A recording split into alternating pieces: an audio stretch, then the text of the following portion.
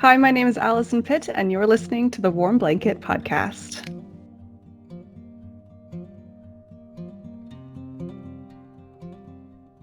Hello and welcome to another episode of the Warm Blanket Podcast, where we embark on a journey to see what makes us feel good about Star Trek, where the love comes from, and what it means for us. In short, what is our warm blanket? My name is Gary, I'm your usual host, and I'm very honored to welcome here my special guest today, Alison, who almost need no introduction, as she is the host of the very famous daily Star Trek news podcast that keeps us up to date with everything and anything from the Star Trek universe. She's a very fun and kind person who I'm also very fortunate to sit down and talk to. Ladies and gentlemen, let's give a very warm welcome to the one and only Alison. How are you today? I'm fine, thank you. That was a really lovely introduction. Thank you so much. I tried. Yeah, your voice is lovely, by the way. I really like the theme of the warm blanket, and you have a very soothing voice as well. So I'm very much looking forward to a nice, relaxing chat about Star Trek. Yeah. Well, that's good, and we off to a good start then. I do have to start with this, and I have to ask a really maybe serious, maybe not really serious question. How many things can happen in a day when it comes to Star Trek? You do this podcast, and I kept thinking, like, how many things can happen in Star Trek in every single day, from Monday to Friday? In Star Trek. That's funny. That is the first question that everybody asks about. When I tell them that I do a daily Star Trek news podcast, they say, how much could possibly happen that you have enough material for a daily podcast? You'd be surprised, and it depends on how you frame what daily Star Trek news is. It ebbs and flows. We're really lucky right now in terms of like the Star Trek fandom that we have. I mean, it is as active as Star Trek has ever been. So pretty soon we will have, we have 3 shows now that are basically on the air simultaneously. Lockdown and everything else notwithstanding. And that hasn't happened since the late 90s.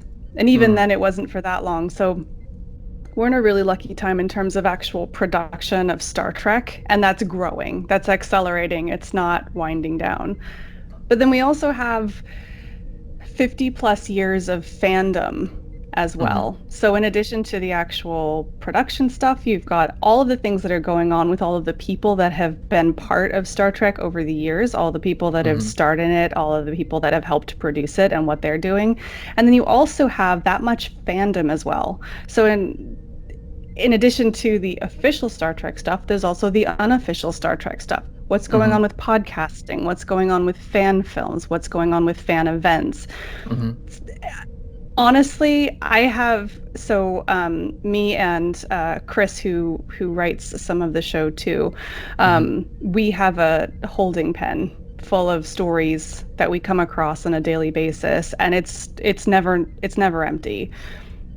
Usually we're cutting stories because every time you add another story, it takes longer to produce. So I have a very limited time frame. There's more stuff in there that I would love to include in the show, but we just don't have the time and the people yet. Because you format yourself about 10 or 15 minutes average. 10. It's about 10 minutes. Yeah, it's usually like a little under 10 minutes. Yeah. Star Trek Digest. Absolutely, yeah. And that's just it's kind of where it's settled in. It's about the right length for it. It's about what people want to listen to, and it's about what I have time to produce. So that's kind of where it's landed. It must take up quite a bit of a time as well from both of your time, just sitting and going through all the things that can happen or what happened or what people do. I'm sure that 2 people sometimes it's not enough to do this sort of maneuver. Yeah, well, we have methods, we have sources that we trust to get the news from, and then we have a method, and honestly, the longer you do it, the easier it is. The more that you stay up to date with what's going on, the easier you'll find it, because there's an absolute flood of Star Trek content being produced at any given time. you get to see the same patterns over and over again. So it's easier to pick out what's actually news and what is a rehashing of something that happened before or things like that. And you kind of get to keep up with what's going on a little bit easier than if you were just diving into it, once in a while. Now, what was the initial idea to make this podcast happen? Because I know, I did see when I was picking around, and not in awkwardly, but and I was doing my research. I did see that you done a fair amount of podcasting before. What made you decide that you want to do daily Star Trek podcast? That's like quite a unique idea, because I don't think there's any daily Star Trek news podcast out there. At least I'm not familiar with them.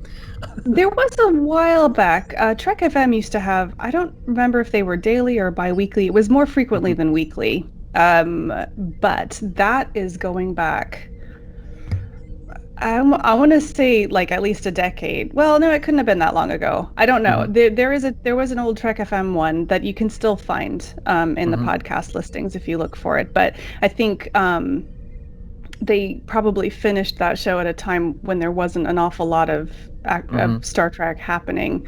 The impetus for this show is really just that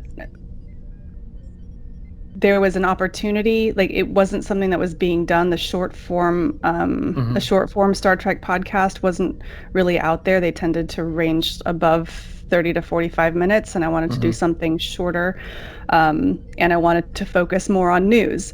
It's a pet peeve of mine that a lot of Star Trek media is highly editorialized, lots of speculation, and sort of rumor mongering. It's a real pet peeve of mine. And so I kind of wanted to do something that counteracts that a little bit. And I try to be a sensible voice if I can. I'm not sure I always hit the mark, but I try to anyway. And I cannot imagine, there was, I stopped following these news sources for a while, the fake news of Star Trek. Like Alex Kurtzman got fired like 1,500 times or something. Yeah, that poor guy. He's been fired so many times. No, and I'm pretty sure that takes a bit of a research as well, like getting out the, and sorry for my French, but crap out of the way as well, to provide some viable information to people, because there was a time when and I'm pretty sure you do the same thing right now and just stop following them for a long time now. It's just crazy, and I'm glad that you do great news flash for us, not just having these people out there and dominating the news. So that's really good. I mean, in terms of what I heard so far from the news show that I listened to, thank you. Thank you for putting the effort into it. Thank you for saying so. That's what we're trying to do, is to just to try and be a sensible voice, which is kind of annoying because it's sometimes I think we lag behind the curve in terms of clickbait or grabbing attention, but I hope that people will still appreciate that that you can trust us for good information, and I'll always cite my sources and things like that, and try and call out rumors when they're unsubstantiated, etc. There are some actually good websites out there. I gotta say, there are some good websites out there that deal in rumors that are reputable. Reputable rumors, if that makes sense. We still try to stay away from those things because I prefer to stick to things that actually happened rather than things that are rumored to happen. That's preference. So if you're somebody who likes to deal in rumors, or if you're somebody who likes finding out what the latest rumors are, there are good websites out there. You just use your discretion. Don't just share stuff. What's really interesting, sorry, slight tangent. What's really interesting is, so we publish Daily Star Trek News, not only as the podcast, but also there's a website and social media accounts. And so I can tell when people share our news without reading it. And it's all the time.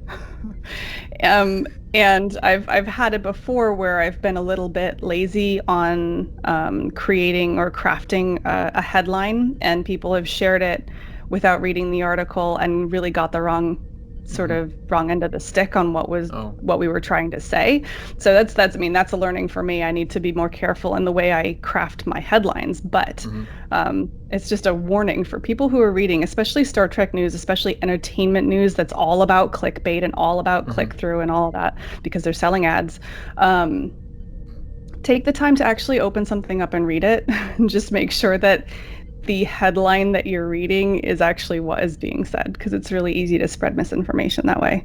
That's not just for entertainment news, that's for everything. But anyway, slight tangent. I care a lot about that kind of stuff. So No, anyway, slight tensions are what it is podcast for, so it's cool. It's all good. yeah. So I think naturally I have to ask how or when, but mainly how did you get into Star Trek? I don't know. It's always been there. So I've always been a Star Trek fan as long as I can remember. My parents say we used to watch the original series over dinner. I don't remember that, but more recently I got into it at sort of a deeper level. So I sort of found myself suddenly single about 10 years ago, and I really didn't have anything to do. So, in the evenings I was like bored, and I'd heard about Star Trek Online, and I deliberately never loaded it onto my computer because I was like, that's the kind of thing that I could spend a lot of time in. The new age of World of Warcraft, is it? Yeah, so I finally I was like, I have nothing to do in the evenings, so I'm gonna join Star Trek Online and see if I can find a social group and somebody to interact with that's outside of the home that that I can have just like some kind of social interaction. So I did, and I loved Star Trek Online. If you haven't played it, you should go play it, because like, especially for like a sound nerd, like the sound of like the sound of Earth Space Dock gets me every time. But yeah, so I joined Star Trek Online, and I joined a fleet in Star Trek Online, and I sort of started to build up a social structure there. Coincidentally, at the time, my son was wanting to learn how to like stream video games, like do YouTube videos. So he was, God, he was like 6. So, and I was kind of trying to figure out how to help him. No, he must have been older than that. He must have been like 8 or 9. So I was trying to help him learn how to do that. But then, of course, I had to learn how to do that. So I was doing like videos myself. And I was listening to podcasts. One of the members of my former Star Trek Online fleet was an editor for Priority One podcast. So he said, hey, check out this podcast. So I listened to that. And then from there, I found Trek FM and I found Mission Log. And I would listen to them while I was playing video games. And then I was like tweeting them. And it was Elijah, who's the executive producer of Priority One, who reached out to me to say, hey, have you ever thought about being on a podcast? And I was like, no. And then I got involved with him, and then the rest is history. And I think just having been involved with that podcast and then just sort of growing over the years has just got me really in Star Trek at a very deep level. So that's interesting to like Star Trek Online got you back to Star Trek in a sense, not like you started watching something from Netflix or CBS All Access. Not to give them a plug, yeah, no, it was, I was a Star Trek fan. I'd watch Star Trek when it was on or when I could find it, but Star Trek Online was the catalyst that got me interacting with other Star Trek fans, really for the first time. And ever since, I guess you watched all of the episodes and all of the other shows, and DS9, TNG, Enterprise, Voyager. I would not say that entirely. So I was, I made a valiant effort with Deep Space Nine, but oh yeah, I kind of boring. I did hear that you weren't really, No, you lost track on Star Trek. DS9. Yeah, Deep Space Nine was not, it just didn't hit it. It just doesn't really hit it for me. I keep intending to go back because Mhm. I have seen bits and pieces. I've seen Far Beyond the Stars. Um, and like I want to go back and experience that, but Mhm. it's hard. It's just kind of hard work for me. So I'll get to it eventually. I'm actually currently watching through Voyager, which is a tremendous amount of fun. Um, then again, I'm a TNG person. I like TNG. I like the sort of the goofy, stupid episodes, Mhm. and I and that's okay. Which is Like sometimes I feel guilty about that as a Star Trek fan, but you know what? It's what I like. That's my warm blanket is TNG. That's the place that I go to when I have a daydream about being in Star Trek. It's on TNG. It's on the Enterprise D. It's and that's okay. absolutely okay. Okay, and obviously there's no right and wrong. Loving one part of the Star Trek Yeah. franchise and not loving the other one. I mean, that's a free will. You can love and like whatever you like, as long as you like one, you're a fan. And Yeah, that's exactly it. Even if you don't like the shows, if you like the yeah, books or if you like the comic books or whatever, it doesn't matter. As yeah, long, exactly. if you like any part of Star Trek, you're a Star Trek fan. Exactly. That's very well said. Very well put. Is the show TNG being a big influence in your life? Has it influenced you in any level? Absolutely. Yeah.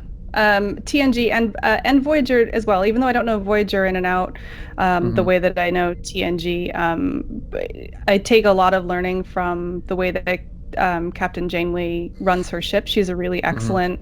Not only she's like really competent as a scientist, but she's also a very good leader, and Mm-hmm. like leadership in a way not like a boss, but like a true leader. She bears the weight of the decisions that she makes, and she expects the people beneath her to pull Mm-hmm. their weight as well. And I really admire the way that they wrote that character in particular. TNG is a very similar way. I mean, I guess it's almost like a trope now, the science fiction trope of the crew, and they each have their kind of different personalities and the Mm-hmm. roles. But like between that, and I used to play a lot of Final Fantasy too, Mm-hmm.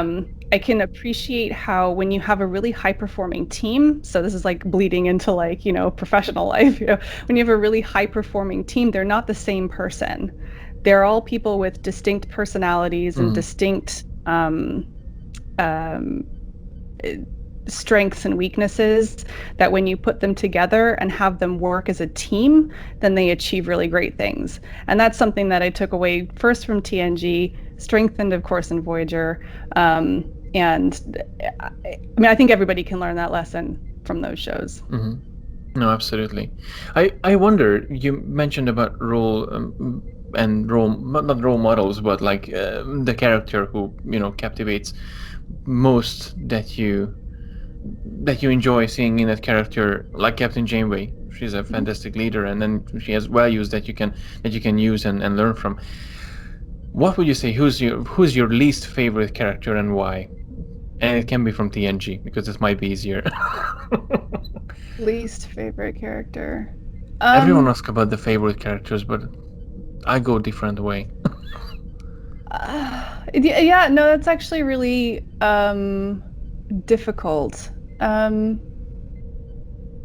Oh, this is in all of Star Trek. I'm surprised it took me this long to figure it out. It's Harry Mudd. Harry Mudd, Wow, hands down. join the club. Um, because I think, well, Harry Mudd on his own and the episodes that he's been in, um, are on their own, they're problematic, which is Mm, fine. There's a lot of problematic Star Trek out there. I mean, we've all seen Code of Honor. So there's a lot of problematic Star Trek. The reason that I hate the character of Harry Mudd, and I don't use that term lightly, um, mm, is because Star Trek as a franchise and as a fandom keeps like trying to like redeem him or in mhm, some way um, present him like he's not that bad, and he absolutely is that bad. And I don't think that he needs to be erased from Star Trek history. I don't think we necessarily need to sit around and always condemn him all the time, mhm, but I do have a problem with I didn't like him coming back in Discovery. They could have. Hmm. I wanted that. Like they could have just as easily made another lovable rogue that wasn't Harry Mudd. You know what I mean? They could have had somebody else. Um, and I was really disappointed Star Trek Online did something similar. They created this like Harry Mudd store, which I haven't played Star Trek Online in a little while, so I'm not that Hmm. familiar with what exactly it is. That character doesn't need to be a part of modern Star Trek anymore. I think Hmm. his history is way outdated and way problematic and needs to be left in the past. And I Hmm. don't know why I don't understand why people continue to I don't understand why we haven't left him in the past yet. So definitely my least favorite character has got to be Harry Mudd. Do you think his character changed from the original series to Discovery?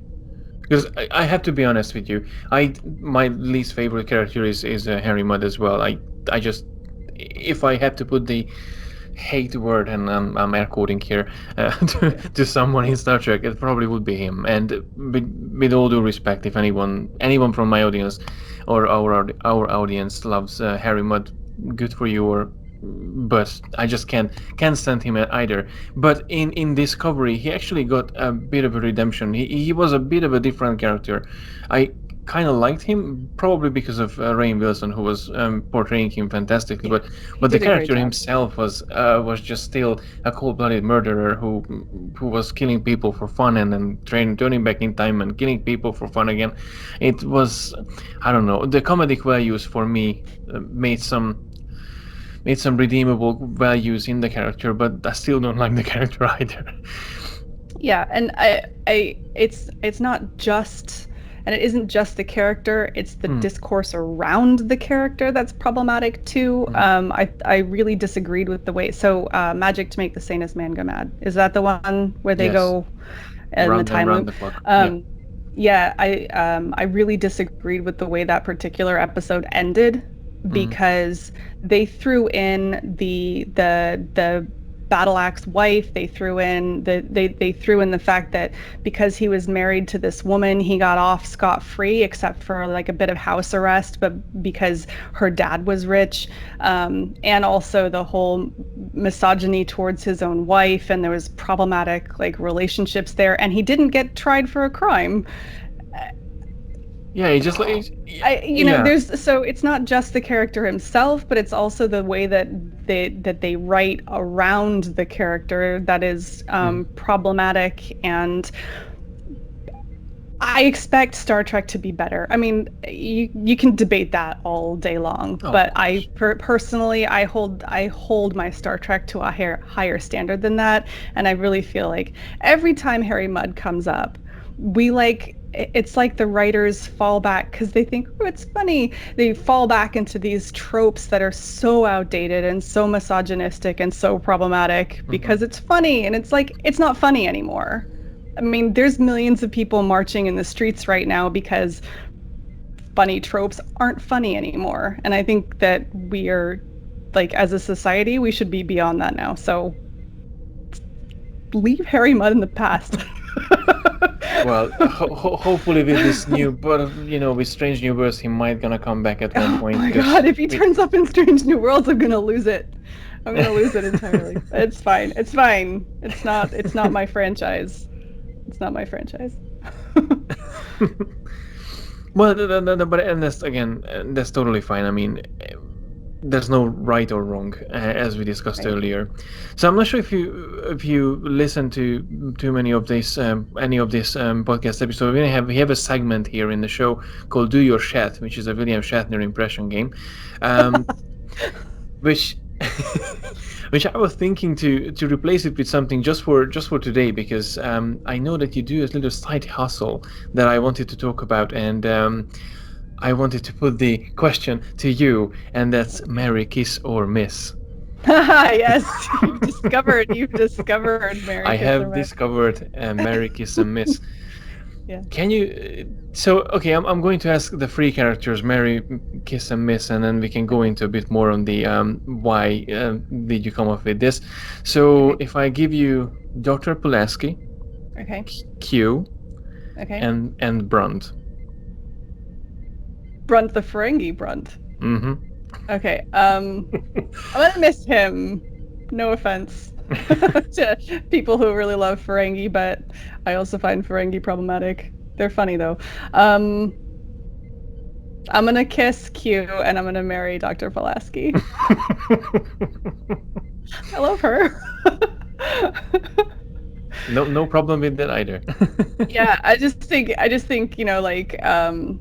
think she'd be a steady hand, and I could see spending like Sunday mornings with a nice Roctatino reading the newspaper pads or whatever and making snarky comments about people on the crew. I think that'd be Yeah, fun. and I guess Q is okay for our cases. He's kind of the character that we've seen how he developed with the Yeah, years. he would be a tremendous amount of fun, and I would not want to feel like I was in a position of expecting anything from him long term because I think he is what's the word, mercurial?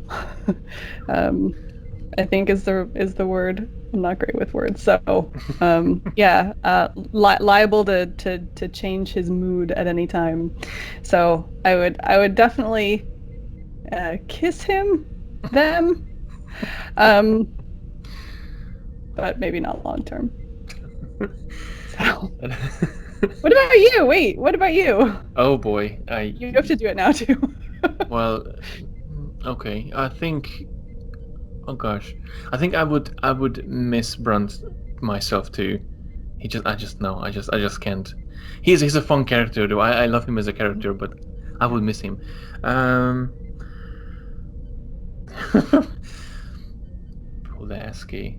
That's a good. Oh gosh, I fall into my own trap now. Mhm. If you Pulaski. if you're gonna play Mary Kiss or Miss, you need to be willing to both answer and ask the question. So Oh gosh. Um. Okay, I think I would marry Q because he could go away anyway, so I wouldn't have to be spending time with him, and he could always just show up and it's like, oh, not the right time, honey, and I would kiss Pulaski. But I would spend quite a lot of time with her. She's a fun character. okay, I'm not sure I agree, but it's okay. It's okay. Everybody's different. So it's Ah fun. gosh, I haven't thought that through, have I? Yeah. So what made you think? What made you go down to this quite fun experiment? Well, really, I was just looking for something that could be because, in addition to Star Trek proper, like I'm Mm. I'm an audio producer, so I do some freelance. I do voiceover work. I produce other people's podcasts and Mm. things like that. And so I really just wanted to do an experiment. What was the least sort of the minimum viable product type thing for a podcast? So I just let's think of an idea that we could just have a short conversation. Mhm. They're quick hits, easy to edit, and put them out like that. So that was the genesis of that, and we just needed enough material to have it be a chunk that we could test that theory out. And it was a tremendous amount of fun, actually. Mhm. If I had the spare time to do it, if that was something that was, bringing in some money, then I would potentially continue to do it because it's an easy one. Everybody knows how to play the game, and it's a tremendous amount of fun. Everyone's different. It's endless amounts of content, but it just wasn't right for the time. But you can go back and listen to some of them. They were all some of them were recorded at STLV last year. Wow. Yeah, so the ones that are the heavy bar noise in the background, those were actually recorded very late at night at Masquerade Bar. So and probably I will go back to them if we ever get to see Star Trek fans face to face again. Maybe we'll do a few more. It was good fun. Now I'm just thinking. I've been so unforgetful with my with my answers because Q could be Susie Plaxton's Q as well. Yes, that's So true. in that case, I would still go with the same order. Well, that's why I was like them because technically it's not a technically Q is not a him, Technically, yeah, it's right? not a him. That's It's true. technically a Can be them. anything. It's a them. Um it's a continuum. It's not even a they're not distinct people. within a group. It's not like the Borg, right? Who are, No. okay, they're not individuals, but you know what I mean. It's not like Hmm. individual units of a That's collective. true. It's all part of a continuum. So it's kind of endless opportunity there, if Yeah, that's how if you you, want if to you say want, the it. Q can be an Australian amoeba as well. Yeah. Yeah. Well, this is the thing. One of those I think one of the Mary Kiss or Miss episodes actually talks about Odo and how complicated that would be as a relationship. This is I talk about this a lot actually, thinking about it. Because I know that Odo has a shape that he normally uh, adopts, from day to day. Hmm. But he doesn't have to use that shape, and he can change into anyone or anything you want, and that raises a really like interesting philosophical question. If you are in a relationship with somebody who can literally be anything that you want, then do you ask them to be that? Do they ask you what you want, or do they like are you at that point having a relationship with an individual, Hmm. or Or a multi-visual. do you, how much do you want to customize your partner versus how much do you want to be surprised by what your partner brings to the table? That is a really good topic, and it kind of brings me. I'm not sure how far you are in Voyager, but Fairhaven. Uh, Remind me which one that one is. That one is I'm not really good with the with the titles. infamous Irish village. Katie No, I O'Clair. haven't. No, no, no, I haven't got to that one yet. Okay, so without spoiling a lot, but back to Odo, like that's an interesting question. I think in Star Trek it comes up a few times as well. If you could just swoop in and just change your loved one with whatever you like, and with Odo, it's a really good point. I think it's a whole other discussion for a day for sure. Oh yeah. Um, wow. Yeah, no, it's amazing to think about it, and I think with the case of Odo, I think he chooses to be the person who he wants to be. He mentioned that he been experimenting with faces. Faces is always his biggest issue, but he's been experimenting with a lot of things, and he could have been anyone really. But yeah, that's a really interesting topic. Gosh, thank you. Yeah, it's a whole nother thing that you could dive into, and that goes into like human psychology as well. Because I know like people always complaining, people who are in unhappy relationships, it's very easy to complain about what you don't like about your partner and what you would change. But would you really want to change them, or do you just But then with the want case of them Odo, you to change be the different? exteriors, but you wouldn't be able to change the interiors. That's Like true. the soul of it. You can ask Odo to be, oh, can you be like David Hasselhoff, and he will Yeah. you know get the outer hall as David Hasselhoff, but it's still gonna be Odo. Yeah. But then to a certain extent, doesn't your outward appearance Hmm. um, affect who your personality is? If you're somebody who has grown up um, different looking for whatever reason, does Hmm. that not affect your capacity for compassion? Things like that.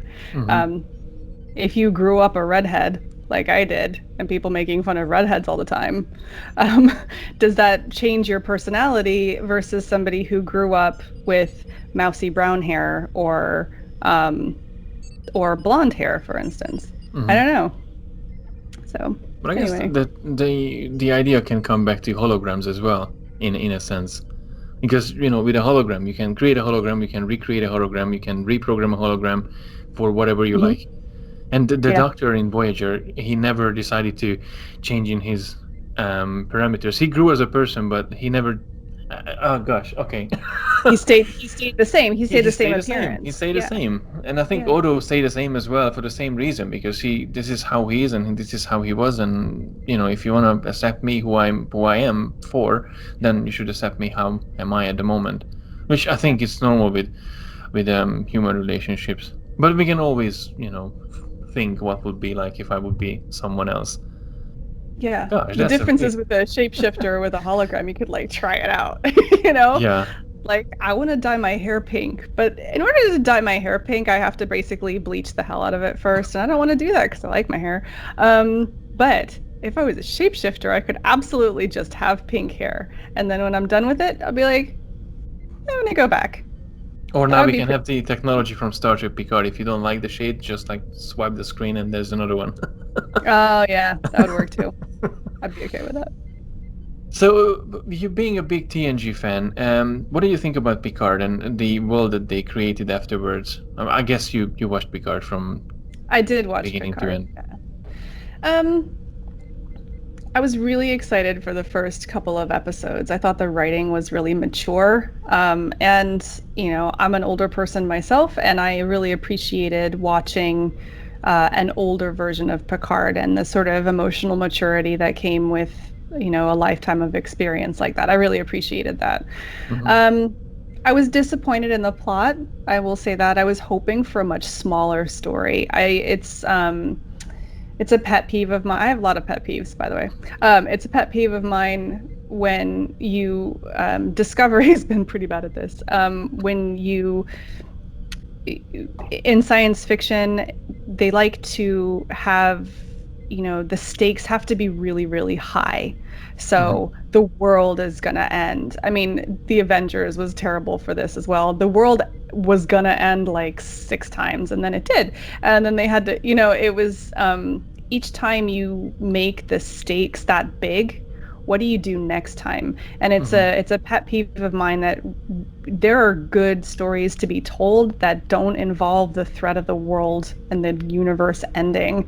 Hmm. And so when we started Star Trek Picard, I thought we were going to have a really nice sort of human story and talking about human relationship with artificial life forms. I was really looking forward to that.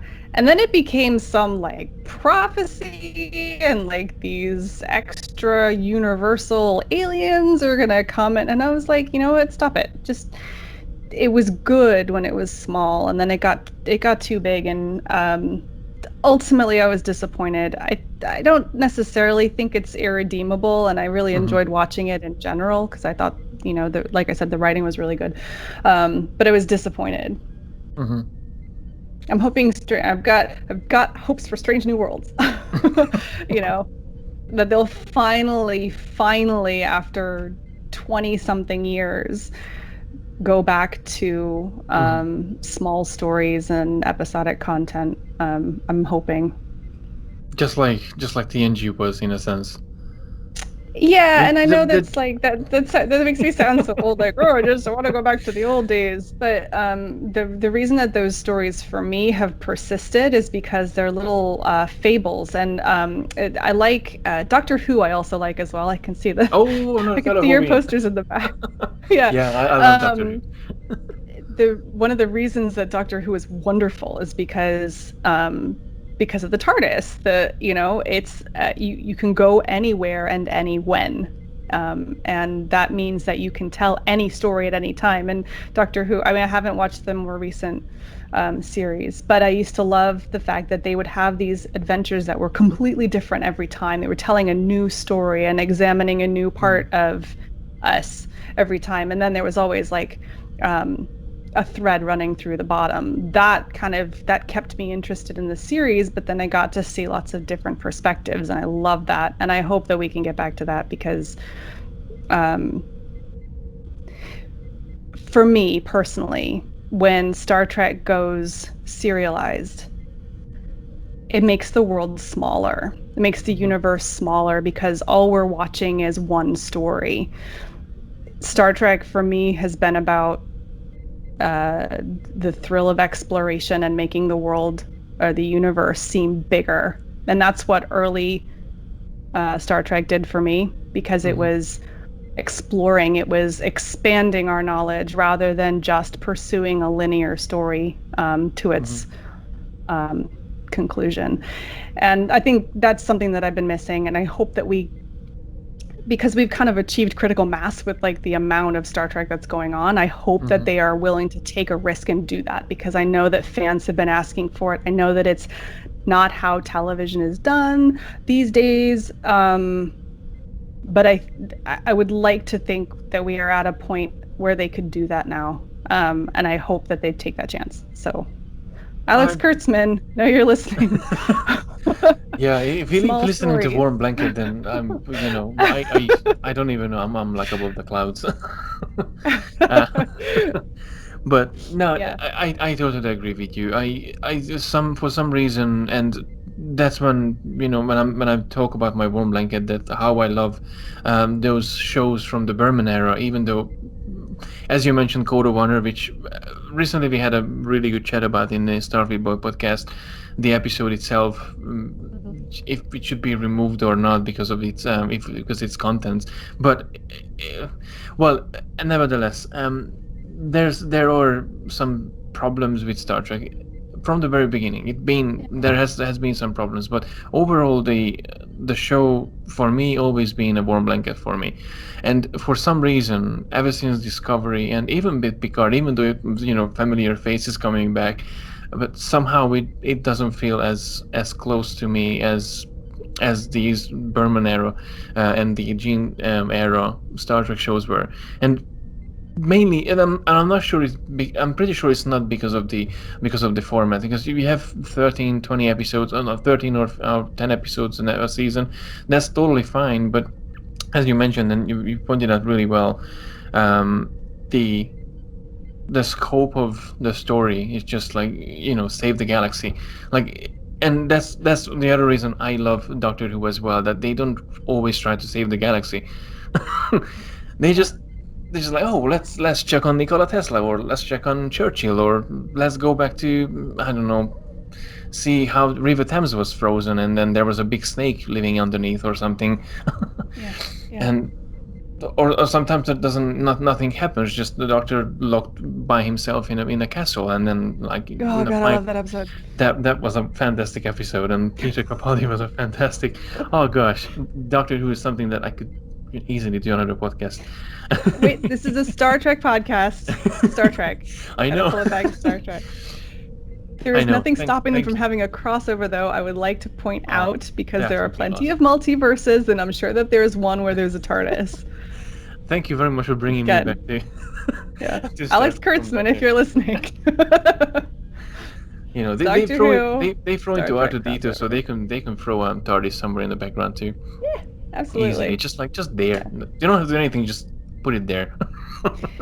I will say the most wonderful thing that what I'm loving, because um, Star Trek, Discovery and Picard have not been my favorite.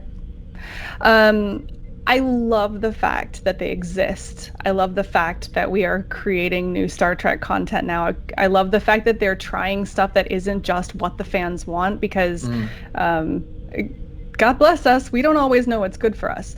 They're still trying new things and pushing boundaries and creating Star Trek, and they're drawing in new people because of that.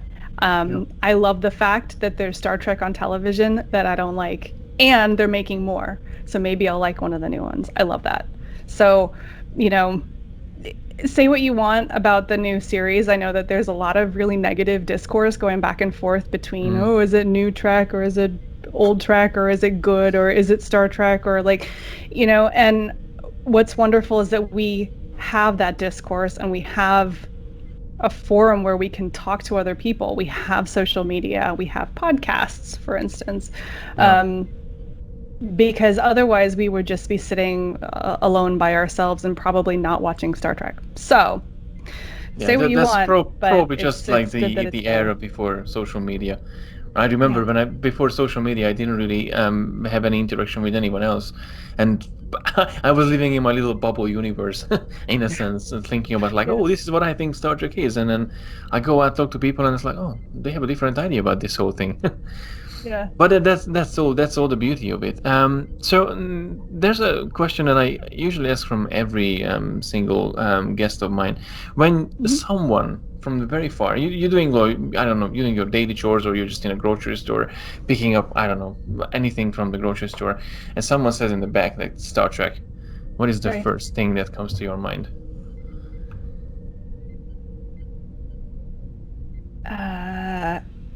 Oh, that's a hard thing. Honestly, it's the goofy stuff. It's the fun stuff.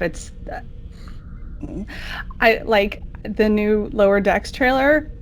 I just think it's hilarious because it's poking fun at all this stuff that we take for granted in the Star Trek universe. Love it. I Star Trek for me is a tremendous amount of fun, Hmm. and I light up whenever somebody says they're a Star Trek fan, because it's kind of generally speaking, you can kind of there's a commonality in the way that you think, Hmm. and a willingness to talk about social issues and things like that. And so it's kind of wonderful. I don't, have you ever been to the Las Vegas convention or any No. conventions? Well, Um, the Birmingham one in London a couple of years ago, I think in 2016. No, yes. Birmingham in London. What am I Yeah, talking? Birmingham. Yeah, I Yeah, but went to that one. I've been in Birmingham and Yeah, I've been in London too. yeah. The wonderful thing about a Star Trek convention, and part of the reason that I promote events on my show, even though it's a pain to find them, is because talking to other Star Trek fans is like just it's another experience entirely. There's a kind of when you find out that someone's a Star Trek fan, there's kind of like a safety and a security that you feel with them that, generally speaking, there are exceptions. There's a willingness to kind of have important conversations and also have fun. I mean, there is stupid stuff in Star Trek. I mean, we've seen Sub Rosa, we've seen Threshold, we've seen the game, like we've seen stupid stuff. Hmm. Um, and I don't know, when somebody says Star Trek to me, there's kind of a combination of seriousness and social consciousness, but also humor and levity that is just like really wonderful. I'll stop gushing because I don't know if you knew this, but I'm a Star Trek fan. Are you really? Yeah, Oh yeah, my. I am. Oh Yeah. my. Yeah.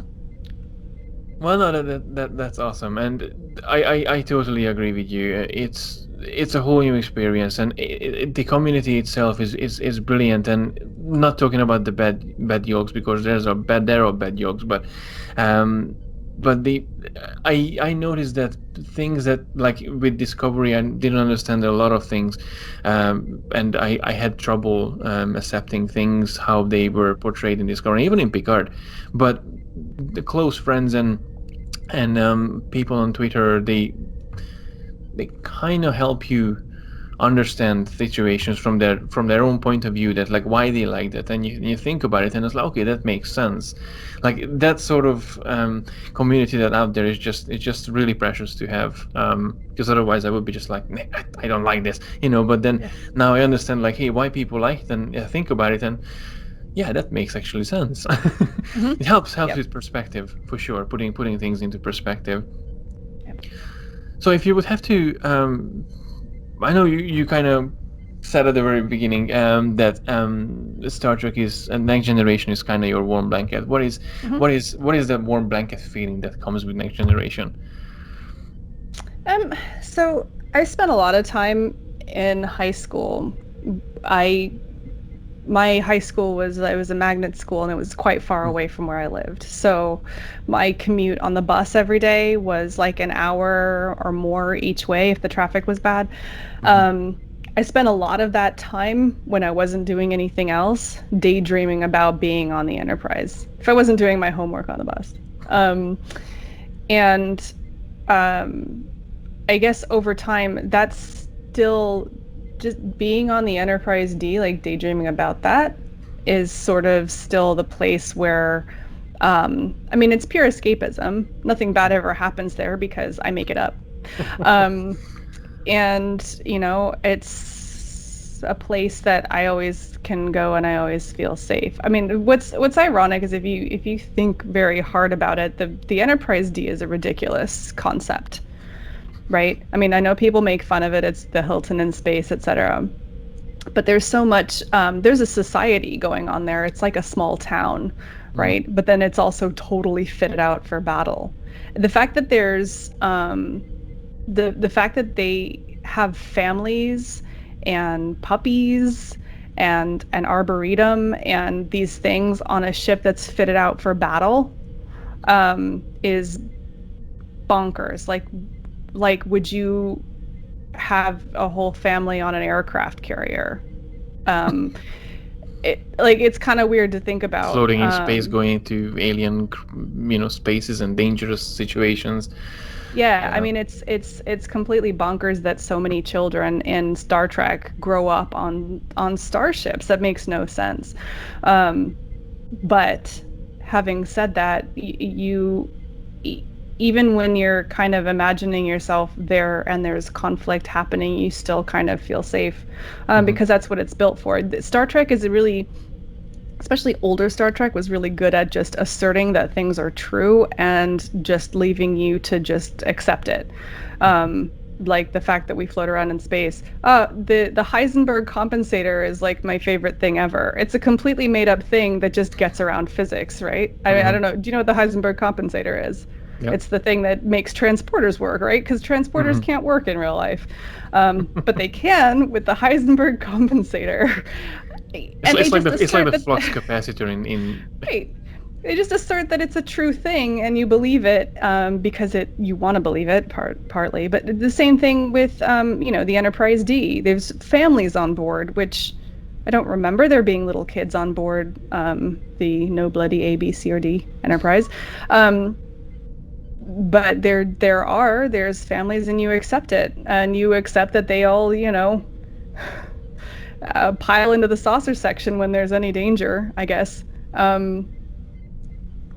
I don't know, it's weird.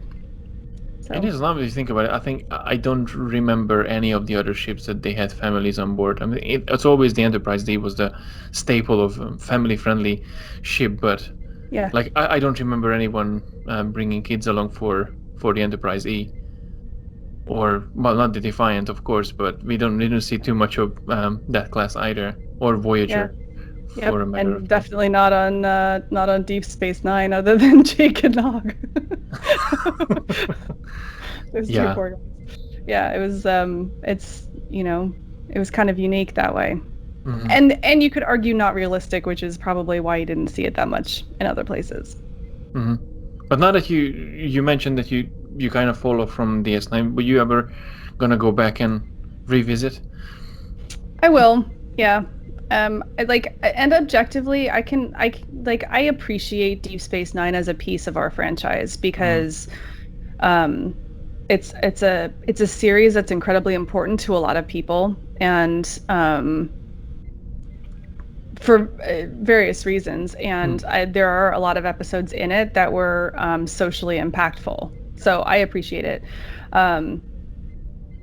But it's just not, I don't know, it just doesn't hit me in that spot that TNG did or Voyager does. And that's okay. That's fine. No, absolutely. All right. Well, one last question, and I do have to ask because the hype is so big and massive about Lower Decks at the moment, and I think when this podcast will be airing, it will be still the same because August is not so far away. I have not watched the trailer. I've seen bits and pieces here and there, but I have not watched the full trailer, and I'm not going to do that. I did mention that you're on not. Twitter. Oh, I was gonna say. Not. Oh. No, I had this issue with Picard and Discovery that I've been, and even with Space Force, with the new Netflix series. I watched the trailer a few times and it's like so hilarious, and then after the first episode, the magic just lost. And something similar happened with Picard and Discovery. I'm just watching the trailers, like getting deep into the conversation with everyone and like commenting. I'm just trying to not see these things because I was a bit disappointed when I got to see the actual production. So I was like, okay, I'm gonna just I might watch it afterwards, like how it was and what was true or what was not. So, but enough of me. So now that this is coming, I wonder if you have watched the animated series, or would you like to go back, or are you getting curious about getting back to the animated series just to get a gist of what was Star Trek as an animated form before? It's funny that you say that because I've had a couple occasions recently to dive into the animated series. And while I haven't done a dedicated rewatch, I've watched several of those episodes now. And It's I gotta say, I'm really impressed. There's some really, really good Star Trek in the animated series, and I wasn't kind of aware of it until super recently, which of course is ridiculous because it's been out for several decades. And